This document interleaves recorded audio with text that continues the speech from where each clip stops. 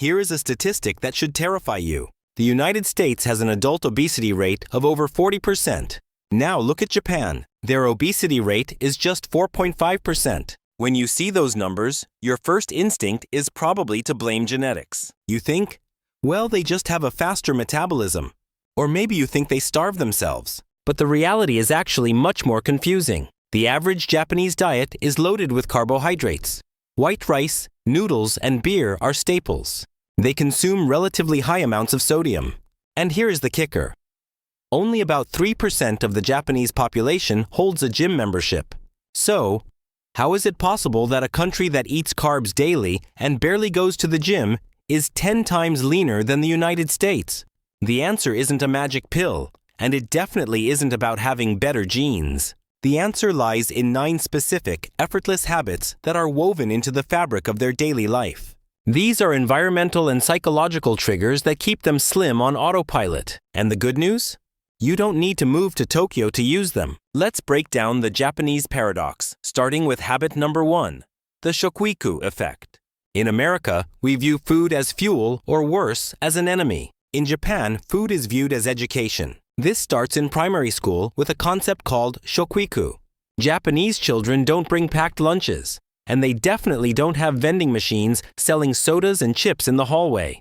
Instead, they eat a standardized meal prepared from scratch using local ingredients, usually rice, fish, soup, and vegetables. But here is the science part. Taste is neuroplastic. It is a learned behavior. If you feed a child chicken nuggets and ketchup for 10 years, their dopamine receptors desensitize to subtle flavors. They literally cannot taste the sweetness in a carrot because they are accustomed to the hyperpalatability of high fructose corn syrup. Japanese culture trains the palate early to appreciate natural flavors, making processed junk food taste overly chemical and unappealing by comparison. You can replicate this today. Stop buying kid-friendly processed food. Retrain your tongue to enjoy the bitterness of matcha or the subtle sweetness of plain rice. This leads us directly to habit number 2.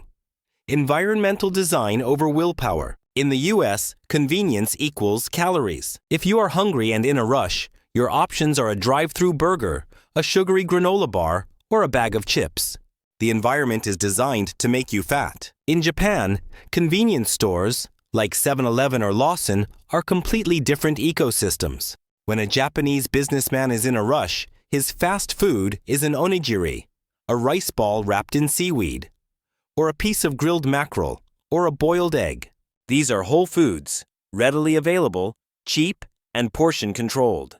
Psychologists call this architecture of choice. Humans are lazy. We choose the path of least resistance. The Japanese environment makes the healthy choice the easy choice.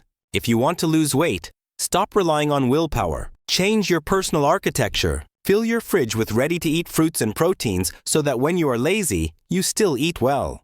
Speaking of portion control, that brings us to habit number 3, the unit bias and Hachi bu. Have you ever noticed that American restaurant portions have tripled in the last 20 years? We have been conditioned to believe that more value equals more volume. If we don't finish the giant plate, we feel ripped off. Japan operates on Hachi bu, a Confucian teaching that instructs people to eat until they are 80% full. Physiologically, this makes perfect sense because there is a 20-minute lag between your stomach stretching and your brain receiving the leptin signal that says, "I'm full." If you eat until you feel 100% full, you have actually overeaten. Furthermore, they use unit bias to their advantage. They serve meals in many small bowls rather than one giant trough. A bowl of rice, a bowl of soup, a small plate of pickles, a small piece of fish. Visually, your brain sees 4 plates of food and signals satisfaction, even though the total caloric volume is significantly lower than one American dinner plate. Now, before we get to the habit that completely changes how your body processes sugar, I want to take a second to ask you to subscribe. If you are tired of fitness advice that tells you to just suffer more, and you want more science-based breakdowns of how to hack your biology, hit that button. We are going to debunk a lot more myths in the coming weeks. Okay, habit number 4. The liquid calorie trap. The average American drinks their calories. We have 500-calorie frappuccinos, 40-ounce sodas, and sweet teas. In Japan, the default beverage is unsweetened green tea or water. Even when they do drink soda, the cans are tiny, 150 milliliters, compared to the standard 350 or 500 milliliters in the West. This massively reduces daily insulin spikes. Green tea, specifically, contains catechins like EGCG, which have been shown in clinical studies to slightly boost metabolic rate and fat oxidation. But the real benefit is simple subtraction. By swapping a daily latte for a green tea, you are removing 300 to 400 calories a day. That is nearly a pound of fat loss per week, without changing a single thing you eat. Habit number 5 is about rhythm, structured eating. Intermittent fasting is a trend here, but in Japan, it's just called normal life. Snacking is not a cultural norm. You don't see people walking down the street eating a bagel or munching on chips at their desk. They eat 3 distinct meals. When you constantly graze throughout the day, your insulin levels never have a chance to drop to baseline.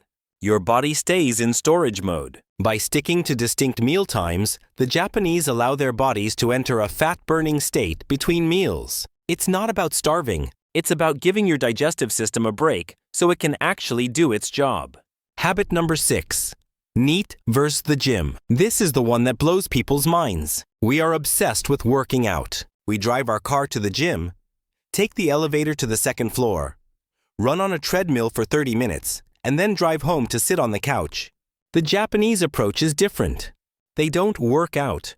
They live actively. This is known as NEAT, non-exercise activity thermogenesis. Because driving is expensive and public transport is excellent, everyone walks. They walk to the train station, they stand on the train, they walk to the office. A study showed that the average person burns significantly more calories through low-intensity movement all day than through 1 hour of intense cardio followed by 10 hours of sitting. You don't need a gym membership to be slim. You just need to stop sitting so much. Park further away. Take the stairs. It adds up. Habit number 7. The chopstick effect. This sounds like a gimmick, but it's real mechanics. You cannot shovel food into your mouth with chopsticks the way you can with a spoon or a fork. It physically forces you to take smaller bites and requires more dexterity. This slows down the eating process. Remember that 20-minute lag for the fullness signal? Chopsticks force you to stretch your meal out past that 20-minute mark. By the time you are finishing your rice, your brain has already received the stop signal. When you inhale a burger in 5 minutes with your hands, you can eat 1,000 calories before your brain even knows you've started lunch. Habit number 8. Respect the meal. Multitasking is the enemy of weight loss. In the US, we eat while driving, while typing emails, or while watching Netflix. This is mindless eating. When your brain is distracted, it misses the sensory cues of the food. You finish the bag of chips and wonder, wait, did I just eat that? In Japan, eating is a distinct activity. Even in busy ramen shops, people focus on the broth, the noodles, the flavor. This mindfulness increases satisfaction. You feel fuller with less food because you actually experienced eating it. And finally, habit number 9. The seasonal mindset. We have access to strawberries in December and pumpkins in July. We expect everything, all the time. Traditional Japanese cuisine, or washoku, is hyper-seasonal. They eat what is growing right now. Why does this matter for weight loss? Because seasonal food is nutrient-dense and naturally flavorful. When food is grown out of season and shipped halfway across the world, it loses nutrient density. You have to eat more of it to get the same micronutrients. By eating seasonally, you are aligning with nature, getting better nutrition, and usually eating fewer preservatives and additives. So here's the takeaway. The Japanese aren't slim because they have a secret gene. They are slim because their default lifestyle supports a healthy weight. You don't need to move to Kyoto. You just need to change your defaults. Swap the giant plate for a small bowl. Swap the soda for tea. Stop eating in your car. Walk to the store. We often think weight loss requires a Herculean effort of willpower. But maybe, just maybe, it just requires a little bit of design. Try adopting just one of these habits this week and let your body do the rest. I'll see you in the next video.